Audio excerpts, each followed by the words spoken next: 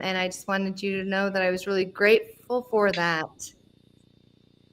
Hey, welcome to the Blameless Fireside Podcast. Okay, we have got some weird things going on, but hey, we're grateful you're here, and we are excited to get started. My name is Celeste. I am the host tonight, and I am here with the amazing Corey and also the beautiful Joyce. And we would like to start off by saying thank you for joining us. It's been a while. Thank you for your support along the way and for your friendships. Personally, I'd like to thank everyone who reached out to me with concern when I had to step away abruptly.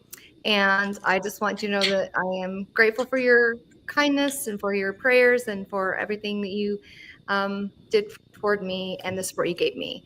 So before we get started, since it has been a little while, we are going to take about just a minute each. We're going to give you a little bit of a rundown of what we have been doing for these last 15 months, and then we will start the show. So we're going to start with, who did I say? Joyce. Right, that's right. Go first. Gotcha. Well, I have some pictures here and wanted to share a couple things. So I work at the temple, and so I spent a lot of time at the Washington D.C. temple, one of my favorite places to be. But I'm also primary president. So we gave these little stickers to our primary when they did their primary program. But a couple things I've been really busy with this year, in addition to the temple and primary, I did attend for the first time Education Week at BYU, which was amazing. So glad I did. I also got a chance to meet Michael McLean, however you say his name, at a singles conference. And here's the really great thing. One of my former young women is now married to his son. So yeah, so like, I feel like I'm part of the family. But a couple of other things, I had a lot of fun. I went kayaking and discovered I love it. So I bought myself a kayak and then I bought myself a bicycle. And so this is, there's a really great bike trail around BWI Airport. And so when the weather's nice, I like to go there. And I played for the very first time I played pickleball. I was terrible, but I just wanted to get involved in more activities, and that was really fun. But I will say, I had to share some pictures of my garden. So that's another thing I've been spending some time doing, is I have a little garden, and I have just really loved it. So these are literally pictures of my actual vegetables. I promise I didn't clip them out of a magazine. So that is quite the tomato. They're imperfect, but they were delicious. So anyway, so that's kind of what I've been up to. A little bit of dating, a little bit of heartbreak, a lot of work, and I'm getting ready to retire in a couple of months. So life is pretty good. So that's me in a nutshell. Great, thank you for sharing that, Joyce. And I'm seriously, that's a beautiful tomato. So, it was so tasty, I'm telling you. What did you just say? It's not perfect, but it was delicious. I kind of feel like that's all of us, right? We're all, right. Not perfect, but we're all delicious in our own ways. So, all right, Corey, how about you, buddy? Oh man, so yeah, I've had quite an interesting time off. So I'm gonna try to put this up here and see if I can get it to show. So some of you guys know I moved to Phoenix. I was in DC for a lot of the videos that we did on this thing, and then I moved to Phoenix for work. And so let's see if I can get this to play. So got to see some amazing places. So if you guys don't know much about Phoenix or the Arizona area, they have these sand slot canyons here. Pretty amazing places to see.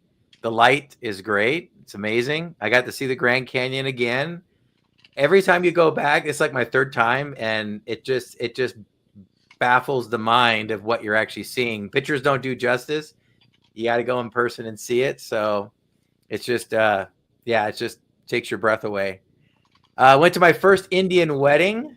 Never been to an Indian wedding, and you can't go to one unless you're invited, and it's rare. So thought I would share that with you. Went down to El Salvador, taught cybercrime for work. This is the class. It was from different places in Grenada, Panama, Bermuda, St. Thomas, Uruguay, El Salvador, different places. So we taught. Did some off-roading in Arizona, so it was fun. Got to take my four-wheel drive out. A lot of fun. And I also retired since Joyce is retiring soon. I retired from the FBI, and this is from my retirement ceremony. And there I am getting a certificate of retirement. And if you guys don't recognize this guy, he is the current acting director of the FBI. Oh, look at you. Yes, Pretty cool. Director Driscoll. So if Rubbing you look him shoulders up, with the big wigs. right? Yeah, rubbing shoulders with the big wigs. But yeah, I'm officially retired. And so, and then I did some touring around on retirement. Went to Zion's National Park, checked out some scenes. Then I visited, my mom, and I've been baking cookies. That's what you do in retirement, right? Yep. Baking Christmas cookies. And then packed up and I moved to Idaho. So I'm in Idaho Falls now. I have a job working for the energy department. So I'm up at the Idaho National Labs. I'm doing cybersecurity for their classified networks. I'm a contractor, and so we'll see how it goes. If I like it, I stay longer. If I don't, I'll retire again or quit and just go back to retirement. But yeah, I'm too young to retire and just sit around and do nothing. So I had to, get another job. Had to get And, unretired. Yeah. In one way. So Well, awesome. Thank you. Okay, so mine's going to be a little boring compared to theirs because mine only has like 3 slides and there's not much on them. But here it goes. And I want to make sure I'm starting on the right slide. So we're going to go back to November 2023. I found out I was going to be a grandma. Woohoo! So, so that was in November, and then in March, me and Everett were sealed in the Dallas Temple, and Joyce was able to come and hang out with us for that ceremony and participate in our wonderful moment. And so we're super excited she came. And then last but not least, this is my adorable granddaughter, and she's about the cutest thing ever. Became a grandma, and her name is Evie, and she is definitely the cutest little thing. And I am at a place where I'm okay that I can be called grandma. I told my daughter, I said, once I'm 50, you can go ahead and make me grandma. And she honored that wish. So there you have it. That's what I've been doing, along with a lot of just difficult stuff. But, we don't want to put that up there. We just want to put the good stuff. And I am blessed in many, many ways. And I'm truly grateful to just have my family and my friends and those I love. And most importantly, the gospel and my Savior, Jesus Christ. So here we are. We are here and we are back. And first and foremost, I do want to say we do not have anybody manning the comments section. So y'all might just have to chat amongst yourselves. We're going to be trying to get somebody in here, possibly Everett or somebody else, to kind of man the comments and kind of keep things going. But so if you're asking us questions, maybe at the end of the show, if we have some time, we will pull out a few and discuss. If not, y'all have a good chat in there. And there are 2 chats. So YouTube, Facebook. So we are just grateful for both groups being here with us. Okay. And if our conversation gets so dry and boring that we can't think of anything else to say, we'll come to your comments if we need a little bit of inspiration. So we'll try and keep it entertaining, but yeah. That is absolutely correct. You guys might have to. It's been a while for us, so we're a little. We need to be a little rusty. Yes. So you guys might be the oil to us to help loosen things up. I have to admit, I'm a little nervous. I have not been nervous on a podcast since I don't know how long, but I am tonight. So I'm probably speaking 10 million miles an hour and tripping over my words, obviously. So, but anyway, we are grateful. It's super excited to be back. We are here for Valentine's Day, and we know that Valentine's Day in the singles world can be difficult. We've all been there. We've all dealt with that. And, we can have some good highs on Valentine's Days and we can have some good lows. So we thought we would discuss something that was positive, uplifting, about what we could do, or not we, what singles can do in their lives to help better their connections with those around them they want to have romantic connections with. So we want to focus on doing like the parts you can do for yourself to help better yourself, and their circle of control within that area. So, And Celeste, can I say Mhm. one thing that I think there's a concept that's really important to understand, and that is that when we are able to take responsibility for the things that are not going right or for our circumstances, we're able to make changes. And so I think sometimes when we get ourselves into a position that are like, well, I can't help it and it's not my fault and so on. And heaven knows I've found myself in that spot too. But if we feel like it's not our fault, we can't change it, like Mhm. we can't impact it. And so I think like being able to have this conversation that says, okay, I might not be happy where I am, and so what can I do, what can I control, because otherwise I'm stuck. If it's all everybody else's fault or circumstances beyond my control, not much we can do. But if we can say, okay, I'm gonna own the situations, and we then have this tremendous power because we can change them. So. Absolutely. Absolutely. And I think that that is the hope for this, is that people, individuals realize, I mean, yes, a relationship takes two. I'm not going to say it doesn't, but there are things you can do for yourself to get yourself prepared and better your opportunities and chances of finding that connection. So one of the things I think this whole thing is about, love isn't just about finding the right person. It's about becoming the right person, so that, when the time is right, you find that special someone. What are your thoughts, Corey? Yeah, I mean, this is a difficult time of year. I mean, for people who are single, it's and there's people right now probably hoping in the audience, or people who are going to listen to this after the fact when it's on YouTube, and they're going to be like, man, I just got divorced and this is my first Valentine's without anybody in my life. And it also brings up a lot of memories and pain. So, but I think the one thing, and I think Celeste and I talked about this before this week when we were preparing, is that it's important that you work on yourselves, right? Like a lot of times we're always like, I need to find somebody to be happy. I need, right? And then we forget about working on ourselves. So that was something I did on my divorce, is that I knew I didn't want to bring baggage or pain or any kind of problems into my next marriage. If I get married someday, if I find somebody. But I just didn't want to bring a bunch of baggage and a bunch of problems. And so I said, I'm going to try to be the best version of myself. I'm going to work solely on me. And because I am who I am, I'll attract the right people. So at least that's how I thought of it. Yeah, I think if we're focusing on us, and if we're focusing on, like you're saying, like trying to become the best we can be, trying to become the most healed we can be, and that actually is a very painful process.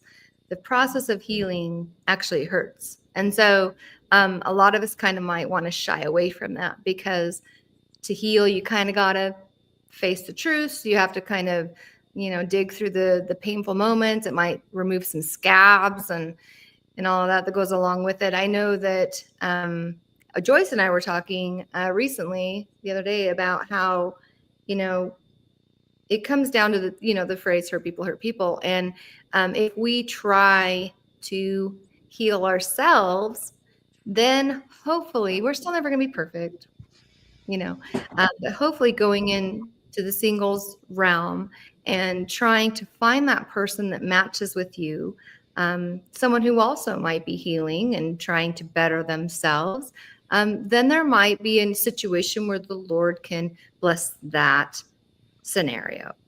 So, do you have anything? No, go ahead. Yeah. Well, yeah, I mean, go ahead. Sorry. Well, I keep jumping on each other. I was going to say, so I think that there are some key times during the year that it's easy as singles to kind of get caught up in this feeling of, woe is me, because I wish that my life were different. Yeah. And I think there's Christmas, like that can be miserable for some people. There is New Year's, like that's a tough one for me. I love the idea of, big party and having someone to party with, and Valentine's Day is obviously another one. But I think that it's good for us to remember that I just think we put a lot of attention into it, and especially Valentine's Day. It's really a manufactured holiday. It really is. It's card companies and so on. And so like, it is like, you don't have to like feel bad because you don't have someone who's going to give you a Valentine. So like, are you trying to say right now that Cupid is not real? Is that what you're trying to tell me? Because I'm feeling very offended by this right now. Hey, Well, every and the thing relationship is- I ever got into was because of Valentine's. Oh, really? For real? No. That's awesome. Oh, right. See? I was And so just my like, wow. point simply is that there are times, yeah, it's hard. It's sometimes a harsh reminder, and sometimes it hurts. But I feel like sometimes we have to take a deep breath and say, like, this is one day, and it doesn't define who I am. It doesn't say, hey, I'm not a good enough person because I'm not loved in that way. And I also, like, personally, I like to find ways to either reach out to others and sort of be helpful, make them feel loved, or find ways to make myself kind of feel good about my life. For example, I have a 90-minute massage scheduled for myself tomorrow. So that is my Valentine's Day gift to myself. Now, are there other things I might rather be doing? Maybe. But on this day, I am going to take some time and do something that makes me feel good. I might even buy myself some flowers. So I'm just saying, we don't have to be held hostage to Valentine's Day. But on the, kind of on the other side, I do think it's a good time for us to sort of mark our progress, or to be able to say, okay, I am feeling bad about this, so maybe there's something different that I should do. So that's right. Yeah. So here's what I'm thinking. I'm thinking that let's talk about a few things that we can do, or singles can do, to gain that control. And one thing I think is that when I was in the singles realm, and when I interacted with singles individuals at dances or whatever, I noticed that there were groups or people amongst the groups that were really kind of standoffish. They were kind of like, almost like, I've got this front, like, I know you're not going to like me, so I'm going to make sure you don't like me. So I'm going to put up my little, thorns, whatever, to kind of keep you away. So let's discuss about being lovable. So in 1 Corinthians 13, the whole chapter is about Christ-like love. And if you read that whole chapter, and instead of thinking about Christ, you think about you becoming lovable and how to love and how to be loved. It's a very eye-opening experience. So I'd suggest you do that. But let's talk about approachability. When it comes to love, how do we become approachable? Or do we have any suggestions, any insight stories that you might want to share? Any of you? And so I just want to start with this one point, just to be really clear. Mm-hmm. We are all worthy of love, and Christ-like love, as Celeste talked about. We all deserve to be loved and to feel that love. Mm-hmm. But there's a difference between that kind of love, that parental love, and the romantic love. And so I think we have to be really careful, because like saying how can we be more lovable implies that we are potentially less than lovable at times. And when it comes to Heavenly Father, he always loves us. But is it appropriate that we are less lovable to other people around us sometimes? Yeah, like, it's unfortunate, but it's often true that, we put ourselves into situations where we're less than lovable. So I think it's a good thing to talk about, because, like, so what do we do about that? Again, if we aren't responsible for it, then we can't change it. So let's take responsibility. Why are we sometimes not lovable, and what can we do about that? Yeah, and just to clarify, if I did say that and it kind of came off wrong, that's what I was trying to say. Me personally, and honestly, I'm going to be 100% upfront right now. In my patriarchal blessing, it tells me to be lovable, which tells me that I may struggle with people feeling like I am the type of person that they would want to approach or engage or whatever. So I've spent a lot of time looking into, not that I lack value, not that I shouldn't be loved 100% by the Lord. That's all of us. But Is there something I can do that makes me lovable to those around me, or more lovable to those around me? Because being loved and being lovable are kind of two different things, right? And so Exactly. I have looked and I have tried and I've strived for years to try to figure out like what works, what can work, what can I put into my soul to make me a little more soft from the outside from other people's perceptions. So when I said Christ-like love, I think for me, when I went through those characteristics, I thought this is what makes you lovable, because this is what love is. And so that's what I meant by it. So if anybody is I'm feeling not like suggesting me, you didn't. I'm just saying, like, when I know that there are times when sometimes we don't feel very lovable, and it's hard when we're feeling like, gosh, am I not loved? And I just want to be clear about those differences. yes, But being loved and acting lovable, or offering a lovable presentation, it's two different things. Yeah. But I was gonna say, because your question is, how can we become more lovable? And so I wanted to share sort of kind of a story or whatnot, and maybe it's many stories and all rolled into one. But I don't know for the rest of you, but I have a friend who is so open, outgoing, friendly, and she makes it so easy for people to like her. And there are times that is annoying to me, because we will be out together and everyone immediately likes her. And she's like, everyone wants to, and it's sometimes it's annoying, because I'm like, hello, like, I am also here. But it has helped me to see like how easy it is to make people feel comfortable, and like that friendliness, it truly makes her extremely lovable. And so I think I look at that and I'm like, okay, how can I do that better? And like for one of the things that I think she does very, very well is every person she meets, she treats pretty much the same. She's kind and open and welcoming to those people. And so I have to look at myself, and I generally, I think I am, but not, to the same degree that she is. But so I think one of the things that's important to me is I do see people who are lovable, and following the examples that they set is really important. Like, look around you, see who like everyone seems to like, and then ask yourself why. Don't feel like you are one of those people. Well, what can you do differently? Yeah. And I guess that's that has been my journey. Yep. And I think the Lord knew that would be my journey. Now I've come to realize a lot of mine were walls that I put up for protection because of stuff that I had gone through when I was younger. So I had to kind of figure out, how do I get these walls down? How can I be open? How can I be available? And one thing that I thought is huge, at least for me, is self-talk. And I know that Corey is huge on self-talk. I know he talks about it in a lot of the other podcasts. But if you're thinking negative thoughts about yourself, I can promise you people around you can feel that. Like, that is probably the worst thing you can do. So if you're feeling insecure, I don't look good in red, my hair doesn't look good, I might have gained a few pounds, whatever, that's going to come across. So I think somehow figuring out how to get rid of the negative self-talk, how to love yourself despite if you've gained a few pounds, whatever it is.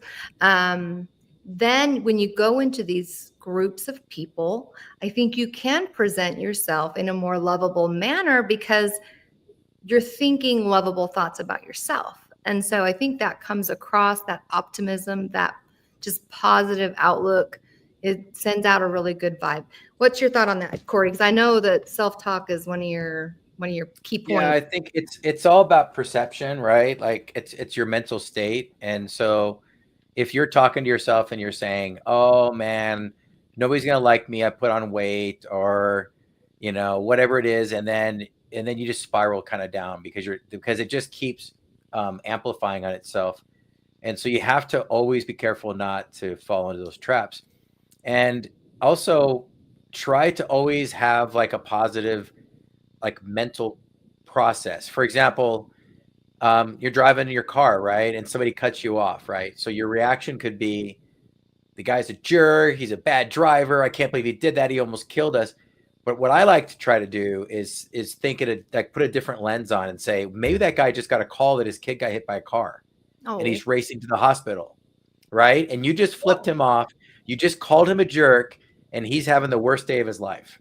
So I try to be a little more kind, a little more graceful, and think he must be having a really bad day. That's why he's driving that way. And when that happens, that changes my mind and my attitude, and I don't walk around all, you won't believe what happened to me today. And then it just, and then you stew on it all day, and then you wind up, you kind of wind up developing what people call today. Let me bring it up here. Uh-oh. We got a visual coming. Oh. So we've all heard about this, right? And we all suffer. We've all suffered from it from time to time, and there are people that have it. There are people that you go to a dance and they're sitting in the corner, and they had a bad day, or they had a bad week, or their self-talk is negative, and that is what comes out on their face. Yep. And they're like, nobody ever walks up to me, nobody ever talks to me, nobody asks me to dance, nobody ever asks me out or asks me for my number. It's like, well, maybe what's going on the inside is spewing out on the outside. Yeah, and I think a lot of people. Oh, go ahead, Joyce. No, I was going to say, and what I find to be interesting about that is that there may be times that you're not negative self-talk, that you're just not aware of yourself. Mm-hmm. But to Corey's point, people are going to see that look on your face and not find you approachable. I actually had a really funny thing happen to me once. Someone mistook what I was feeling and thinking. I was singing to a song that I really loved on my drive into work. And so I pulled in the parking lot and the music was up, and I was I'm sure I was looking like this because I was intense in terms of how I was singing it. And I found out later from someone that someone thought I was yelling at someone, I was yelling at someone in my car because I was and I totally was. I was into this song and just singing it. And so I think the point is, we're responsible for how we come across, even if we don't intend to come across that way. And again, should people make judgments? No. But if we're at a dance and we're trying to, meet people, or some other event and we're trying to mingle, whether we have negative talk that's creating this sort of scowl on our face, or whether we just naturally have a scowl on our face, we're responsible for that. We should probably understand that about ourselves so that we can make an effort to come across differently. Yes, I think self-reflection, because sometimes the hardest thing is to admit our flaws. Sometimes we're our worst critic, and other times we don't want to see our own flaws. And I think we're in denial. We deny, I'm a good person, and I don't know why anybody doesn't ask me out. And then you sit in the corner and who wants to approach a guy that looks like this? Sometimes we just don't know. That's part of the problem, is we just don't know. A lot of women who come across with that RBF don't really know that that's how they look. They don't mean to, and they don't want to sit around with a goofy smile on their face because they feel uncomfortable with it. But I think it's a favor we can do to people we care about to sort of help them sort of see. I got an idea, Joy. So what you do is you find a buddy and you say, hey, I need you to be my wingman at the dance. When you see me sitting down, looking at my phone or just staring off in the distance, if I have RBF, please come over and tell me. Yes. Or better yet, take a picture of me, come over and go, dude, this is what you look like when you're resting. I love that, because guess what? People do not know until they see it. I am convinced of that. So if you can get a photo. Yeah, you look in the mirror, you're like, I'm ready for the dance. And you got a big smile. And then you go to the dance and you're all.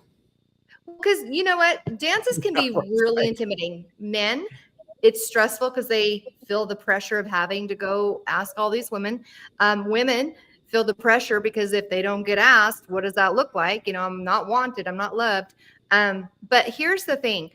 I have always tried to counsel my dating because I was a dating coach for a while, and all my clients, I was like, when you're going somewhere, if you're going to a dance, if you're going to a convention, if you're going to yoga, wherever you're going, go in with like some goals, and maybe get, I would suggest maybe goals B, I'm going to smile, not like, but just be yourself, smile, say positive things to yourself, and come up with like a one-liner that you can say in your head that will bring a smile to your face. Because then if you're feeling upset, nervous, whatever, you can think about whatever that is, a moment or something you can tell yourself, and it will relax and you can smile and enjoy yourself. Because guess what? This is what I tell my daughters actually right now.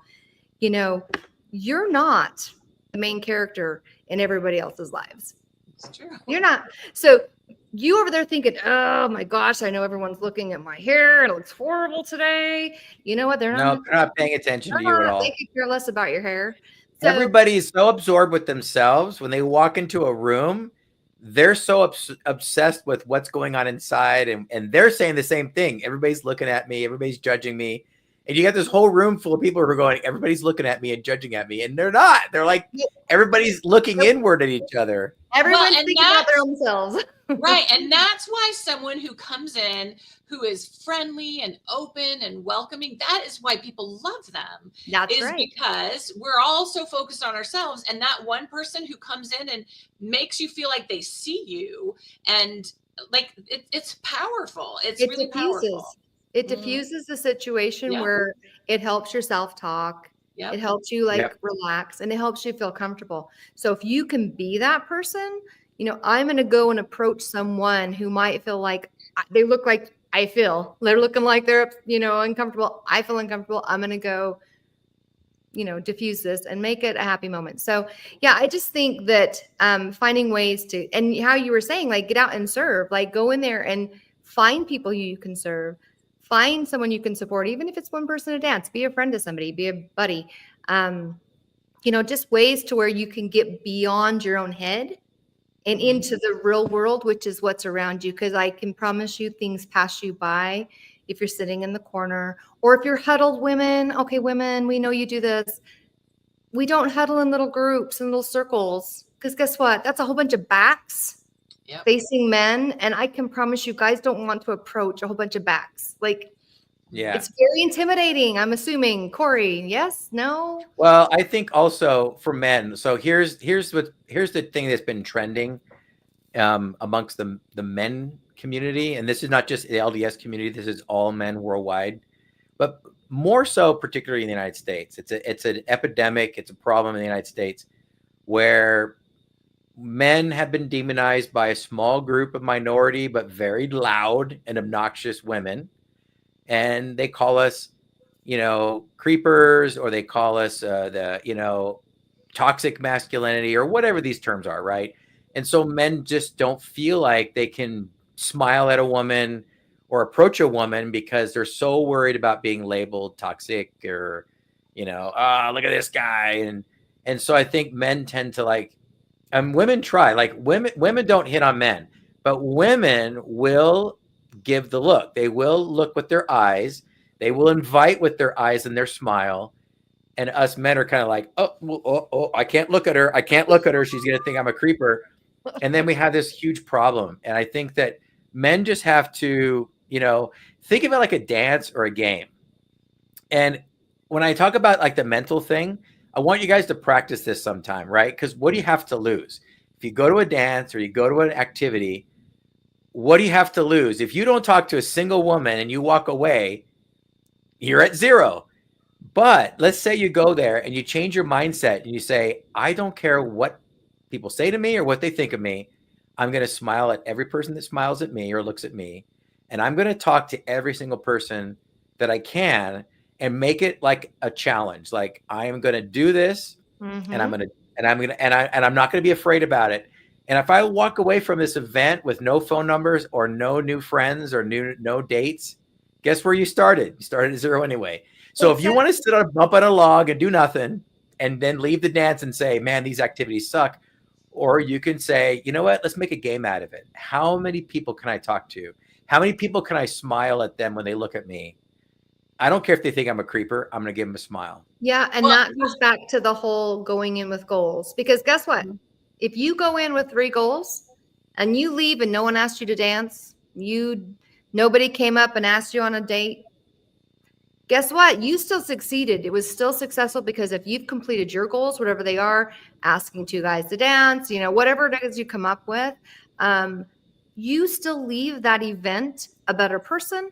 You still leave that event in a positive manner. And it was a success, no matter if you dance, no matter if you have a date, no matter if you have a boyfriend or even a wedding, whatever. I can't think of what it's called. Someone asking you to marry.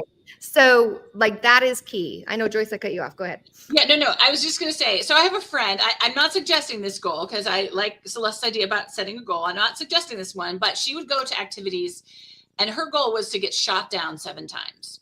So like go up, talk to people and get shot down 7 times. And she said she never got to 7 because whenever she would put herself out there and she would have conversations, like always she would, like people would be nice to her and so on. Like, so we go in sometimes fearing that, oh my gosh, we're going to get shot down and oh, it's going to be the end of the world. I promise you, someone telling you they don't want to dance with you is not the end of the world. Might not feel great, but it's not the end of the world. And so go in with this idea that, you're going to just try. But one other thing I think is really important too, is I think what sometimes happens that we really need to get away from is, and I get it. We don't want to be hit on by someone who's 20 years our senior. And so there are times that it's a little bit uncomfortable, but if you were like on a dance floor, it's a fast song, you're just dancing next to someone who's a little bit too old for you, it's truly not going to be harmful to you.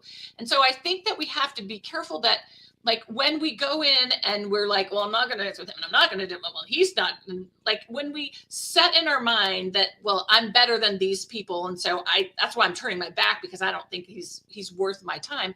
Like the truth is you do get to choose who you want to spend your time with, but we get so selective sometimes. And the problem is, sure, maybe that means the guy that you don't want to hit on you doesn't hit on you, but a whole bunch of other guys might see that. And I will tell you this from a woman's perspective.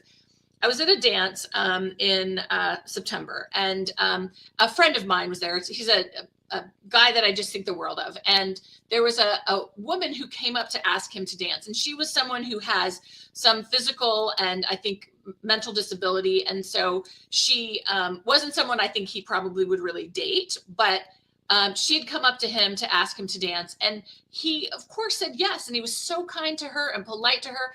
And you know what that did for me? It made me want to dance with him even more. Like it gave me a tremendous amount of respect for him. So I think we have to be careful about when we're in those situations, that exclusivity that Corey's talking about, that like cutting everybody out because, whatever. I think we have to be careful about that because it is okay to talk to someone who you wouldn't necessarily date. And I think another thing that I think we have to be really careful about is when we're in that circle to sort of point someone out and be like, oh, I would never dance with him, or I would never, whatever, because, 3 of the girls around you might actually think he's kind of great. And so now are they not going to actually talk to him? Like you just robbed them of potential opportunity. So exactly. Yeah. I think the idea that we get into those and it's like survival of the fittest, and it just doesn't need to be that way. Yeah. Well, people will feel your energy, so I have a, I don't know if it's Tourette's, but I have a problem where I can't stop smiling. Like when I go places, I just smile and I can't shut it off. I'm like, I just can't do it. Right. So everybody always says that's the first thing people, when I go places, I always say like, you're always smiling. You're always smiling. It's just, maybe it's a nervous habit. Maybe it's a nervous tick. I don't know. But I do get a lot of people respond to me because I'm smiling and I look like I'm having a good time. I look happy. Yeah. And I don't look like I'm going to snap their head off when they talk to me, or I'm too good for anybody. So I think when I go there, my goal is to make somebody's day. Like to make somebody's like, I'm going to be nice to everybody. I'm going to talk to everybody. I'm going to tell jokes. I'm going to laugh. And I want somebody to say, you know what? I didn't want to go to that dance, but I had a good time. And maybe I made an impression on them that they were like, it sucked until Corey told some jokes and laughed, I don't know. But my goal is to go and have a good time and talk to people. And so that's the way you have to go. You have to go with the right attitude, because if you go with your head like all messed up and you're already assuming the girls are all stuck up and that's the attitude you go in there, then that's what the energy that's flowing out of you, and everybody sees it. And they're like, I want to get near that guy. And the thing is if you have that attitude, you might be like pushing, away the ones you want to push away, but you're pushing away everyone else as well. I think it's important, in my opinion, in any type of singles activity, that an atmosphere of belonging is present, not fitting in. Because I think fitting in, you have to, what is it about me that makes me qualify to be in this group, right? No, we want a belonging atmosphere, which is like, we want you as is, and you belong in our group because we love you and we are helpful, we are kind, we are serving one another, and we are children of God. We want to belong. We don't want to fit in. And so when you're at these events, if there's any way you can shift that vibe from, I don't know if you're in my group or not, I don't know if you fit into my little group of people right now, to more of a belonging where, hey, we are all here to have fun. We are all here trying to find our eternal companions. It just creates a different atmosphere for anyone that's around, and it's more inviting, it's more calm. And I do agree with Corey, like, people will probably leave if you're able to create that atmosphere in a much better mood and a much better success rate of who danced with who and who got whose numbers and all of those types of things. So, yep, so I want to vector away a little bit from dances, because not everybody likes to go to dances. That's right? true. So, Good point. So let's talk maybe like dating apps or online, like Facebook or something. Okay. I think in that realm too, I think your personality is going to be the one that people. So a lot of these profiles will ask you questions, right? Try to answer them in like a very fun way. Now it seems like homework, and it's been years since I played around with those apps, and it's like homework. It's like, tell me a time when, you're like, oh my gosh, right? And you have to write an essay, right? I need a good intro, I need a body, and I need a conclusion, right? I'm like, no, don't do that. Like, I think you should just be like fun with it, like be silly with it. Think of the video, like Celeste sent me a thing and said, hey, say these words for a video. And I remember I said the words that said, and it's Valentine's. And so I thought, I'm going to go get on a bed and open up my shirt and put the candles on.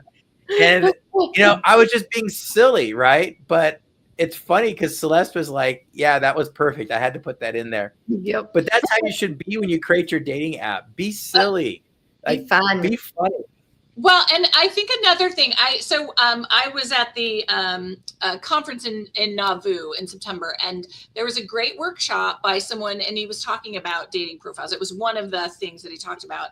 And I was like, I actually took it to heart what he said, but he said, you know what, if you were writing novels, even if they're great in these dating profiles, no one's going to read them.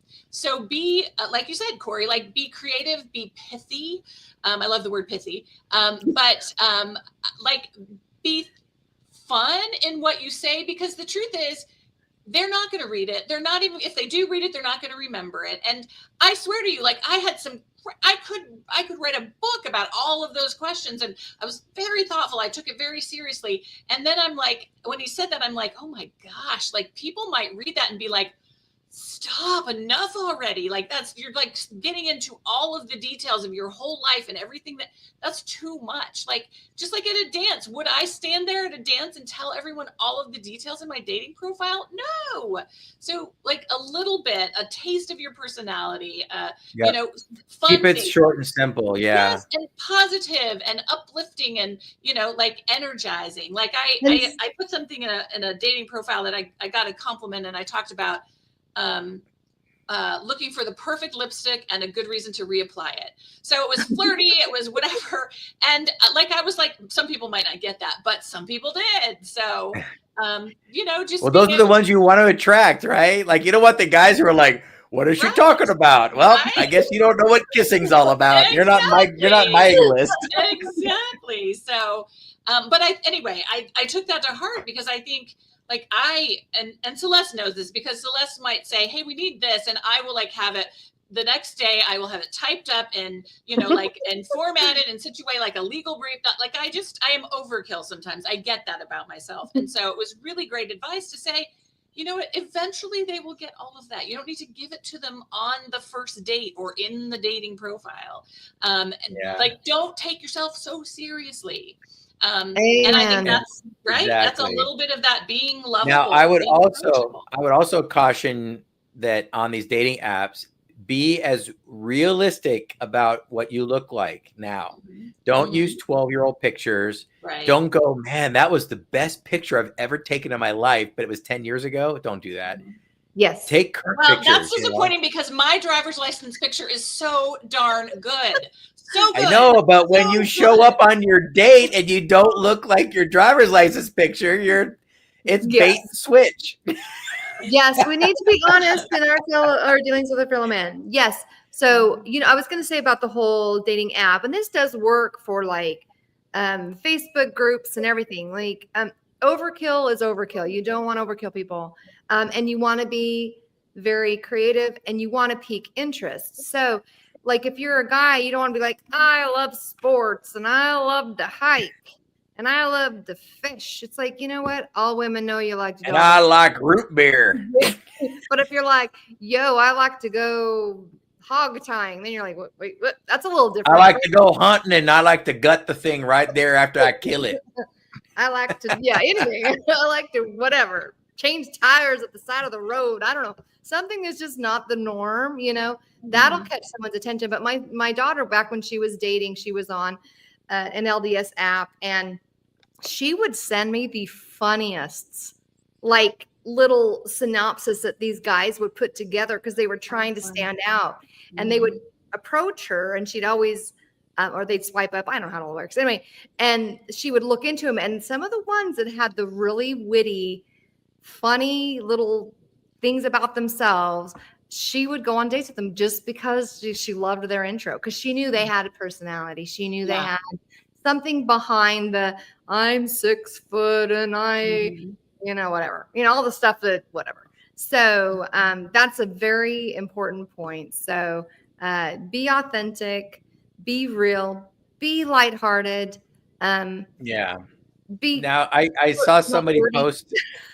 I saw somebody post a comment that, well, it's okay to put an older picture in there to kind of see what you used to look like, but that's not what you look like when you show up at the date. Like, I don't think I'm sorry. Like, if I looked at like 5 pictures and then I saw the smoking hot 10-year-old one, that might trick me into going, whoa, so that's what she looks like. Swipe right, and then you show up and you're like, I'm looking for my date, and she's like, it's me, and I'm like, you look like nothing like your photos. I think that sometimes what people will do is, because I do think like sometimes you'll see a bunch of like, this is me now, but then here's one older one. I think sometimes they're like, see, I was really good looking once, or you know what I mean? Like, yeah, but that's what they want to say. They're like, I used to be good looking. You're like, are you saying you'll go back there at some point? No. Okay.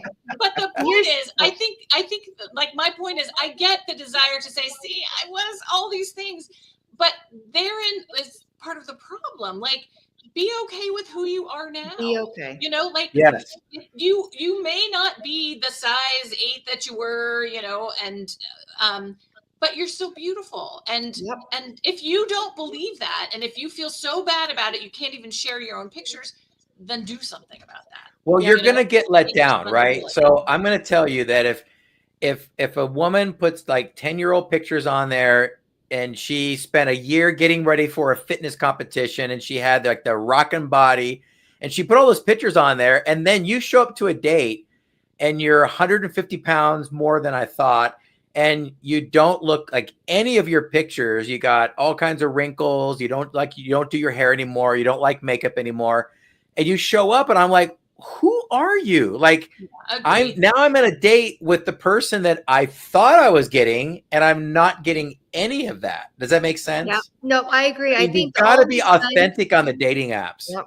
I think the only time you would ever want to share a picture where you don't necessarily look like that anymore is if it's an event that is large. Like, hey, I met the president of the United States when I was 20. Right. I don't know. Something like that. But in general, don't put old photos on there. Don't. And I know we're running out of time, but listen, this is key as well. do not put photos with you next to your buddy. Because a lot of times people were looking at the buddy or the friend. Like just do you. Be proud and just confident in who you are, and let your selfie stick be your best friend, and take selfies wherever you go and show your activeness and stuff. Just present an authentic you, and don't worry about who you were in the past. And yeah, be as authentic as you don't want to be let down. Like if somebody swiped on me and then I showed up and they saw a Corey's rockin' body from 15 years ago and now I got a pot belly, she's gonna be like, yeah, thanks for dinner and it was fun and you're a great guy, but I'm not interested. And I'm gonna be like, what happened? Like, why is she not interested? I'm a great guy. And all I did was misrepresent what she was going to get on the date. And it's not even so much that she wouldn't be attracted to you how you are now. It's no, more but like I misled her. Like her hopes and her ideas, her mind. She thought all week about what she was going to wear and what I was going to look like and what I was going to wear. And she had all of those fantasies in her head. And I blew them all away when I walked in with my pot belly. I don't have a pot belly, by the way, but I walk in with like a pot belly, or I got like, I got like crazy clown hair because I shaved my head in the picture, but then I grew it out and I got crazy clown hair. Like, and then she's going to be like, who is this guy that I had all these visions in my head of meeting, and just blew it away, like totally disappointed her. I get it though. I get that people are like, I don't feel as confident now. And that's where the self-reflection would come in. That's where the self-thought, self-love.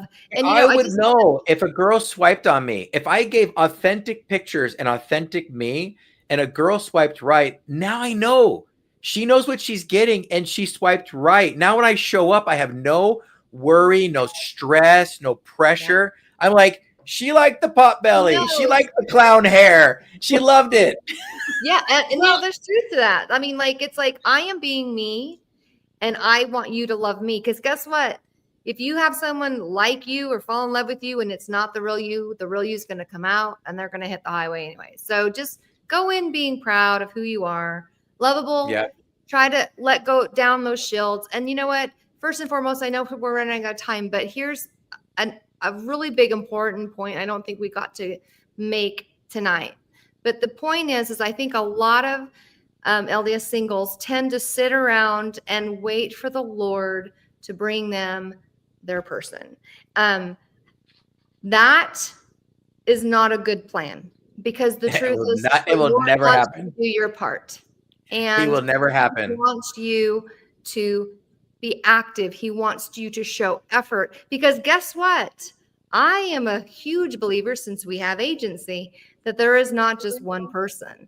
And so he will put people in your path that could work for you, and you need to decide what you want. But if you don't move off your couch or wherever you're at, what's the thing, Corey? You can't drive a you can't steer a car if it's not moving. Exactly. So how's the Spirit supposed to direct you and steer you and nudge you if you're not propelling down the road?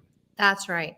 So I would encourage you. I'm going to end this episode. We have so much more to talk about, but we'll be back. Yeah, we got other conversations to have. But I want to just end this episode with like a little bit of a challenge for each of you guys out there. I would challenge you, like up until we meet again, to just try to find one way to make yourself feel more lovable, or to exude more love toward those approachable. Yeah, lovable, approachable. Softness and kindness and smiling, not thinking about yourself, smiling. Yeah. And practice smiling, guys. Like go to the mirror or have a video conference with somebody, but don't, like, if you don't practice your smile, you might just, a girl might look at you and you might be like, like something weird. Like my 2-year-old used to do that. I'd be like, smile, say cheese. And he's like, ew. I'm like, what the heck is that? Like, that's not a smile. You're like, perfect.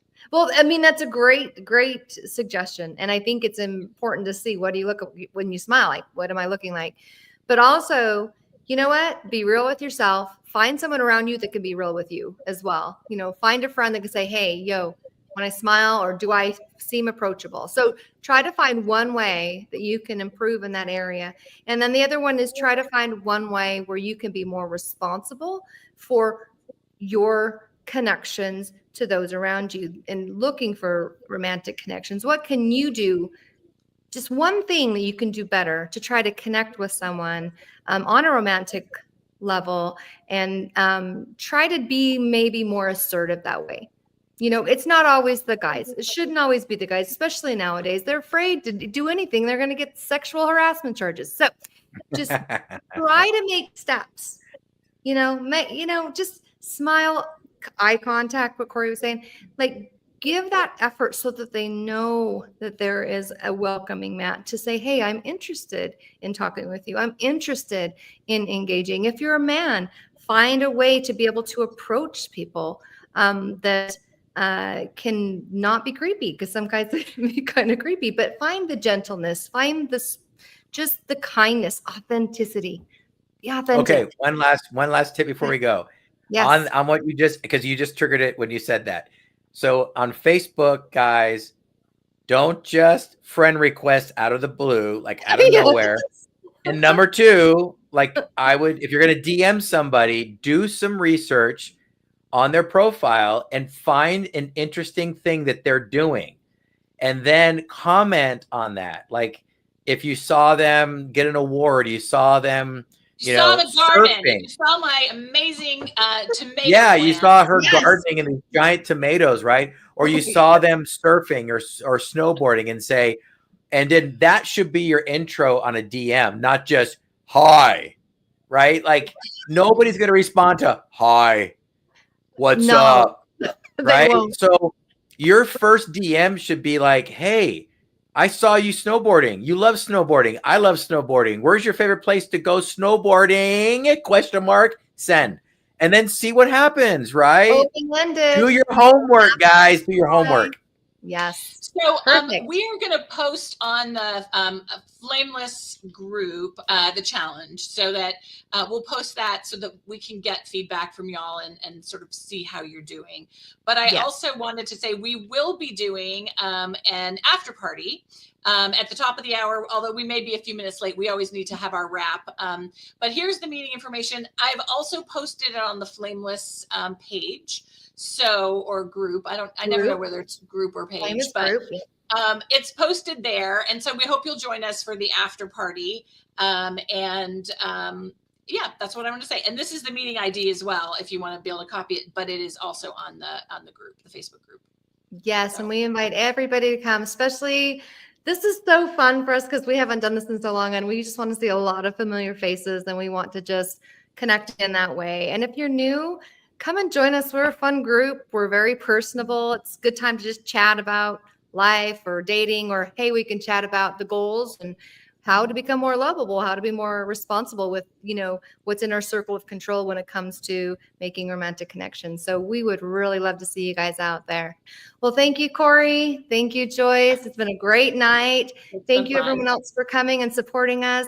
And we will probably do this twice a month, we've decided for right now. So we hope to see you soon. And spread the word. Spread the word. Join us at the after party. We'll be there in a few. Yes. And I'm going to try to get this banner on. Look at me go. I'm sorry. This is really bad. Okay. So you guys have a good night, and we will see you after.